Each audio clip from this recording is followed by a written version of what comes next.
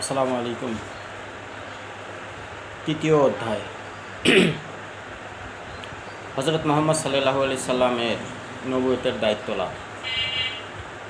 ছেলেবেলা থেকেই হজরত মুহাম্মদ সাল্লাল্লাহু আলাইহি সাল্লাম এর চরিত্র ছিল অনন্য, মানবিক ও নৈতিক গুণ সম্পন্ন। সৎ, আমানতদার, সত্যবাদী, বিশ্বাসী বলে তার যশ ও খ্যাতি চারিদিকে ছড়িয়ে পড়ে।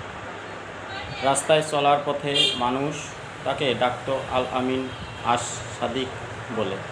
তিনি ছিলেন আরবের বিপদগ্রস্ত মানুষের কলিজার টুকরো, নয়নের মণি, আশা আকাঙ্ক্ষার প্রতীক।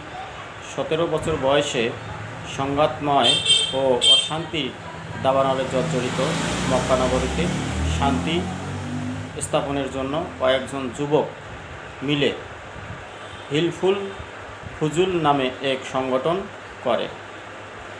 মানবতার মুক্তি ও কল্যাণের তিনি আত্মনিয়োগ করেন। 17 থেকে 40 বছর বয়স পর্যন্ত দীর্ঘ 23 বছর মানুষের হেদায়েত ও মুক্তির অন্বেষণে ব্যাকুল হয়ে বিভিন্নমুখী প্রয়াস চালান। কিন্তু তার এ প্রয়াস চরমভাবে ব্যর্থ হয়। ফলে নবুয়তের পূর্বে আরবের বুকে শান্তি ও কল্যাণ সাধন সম্ভব হয়নি। তাই তার ভাবনা ছিল মানবতার মুক্তি কোন পথে পবিত্র কোরআনে মহানবী সাল্লাল্লাহু আলাইহি সাল্লাম এর এই পেরেশানি ও ব্যাকুলতার কথা ব্যক্ত হয়েছে।